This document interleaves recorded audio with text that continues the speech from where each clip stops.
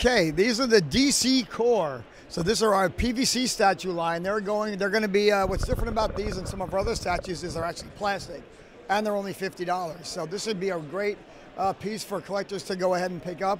They're super energetic poses. What's really fun about them, they all have specific bases that relate to something about the character. Like you can see the Joker's jumping out of a bunch of his Haas.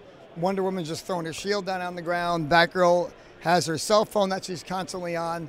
And Batman's got a nice, cool logo. So what's really fun about these is the posing of them was fun to sit down and design and come up with poses that are really, what's the core of the character about? It's not so much about what they're wearing, because we could do them in any era, but for now we're sticking with their Rebirth clothes. And we're adding some details here and there with some of the Rebirth costing. What's cool about the Joker cane is actually there's a mini replica of the big Joker cane you saw before on the statue. You'll also start seeing it showing up in the comic books and stuff, so that should be a lot of fun.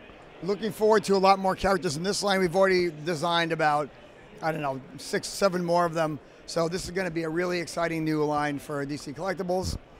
Doomsday Clock, obviously, is a huge deal for the company and a huge deal for DC Collectibles, because we've never gotten to actually go ahead and make our editorial-based versions of the characters. You know, thanks to Gary Frank and Jeff Johns, they've gone back into this universe. We're finally able to go ahead and get some of them out there, plus 2 new characters with Marionette and Mime in there. Really cool to get those characters in there so quickly from a run that's going to be hot. And these will be coming out as the book is coming out still. So we're going to be hitting the same schedule as editorial, which doesn't always happen, but when it does, it's pretty exciting for us. And those are also at the new scale, like our DC Essentials action figures, which are our new toy line.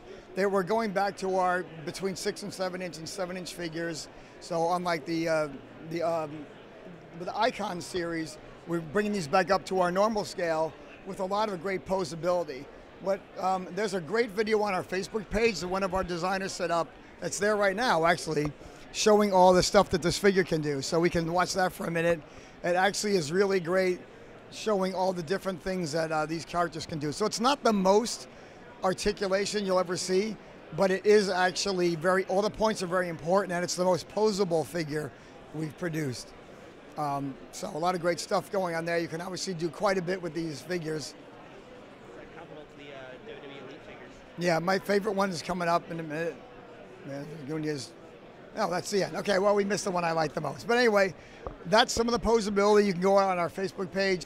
But this line's great. We're starting out with a lot of, the core figures. This is going to be great for collectors and casual fans, because it's all Rebirth costumes that we haven't done yet, and they'll all be at this, the scale that we've been normally doing for years. So, Flash, Batman and Deathstroke. You got Flash and Reverse Flash, Superman and Brainiac, Aquaman and Manta. We also want to get them out there with their Nemesis. Is that a plural? I don't know. Nemesi? The guys I like to fight with. So they're not 2-packs. They're coming out as carded figures, but we're trying to roll them all out so they'll have something to do instead of stand around looking pretty. Like fight somebody. That's what we do.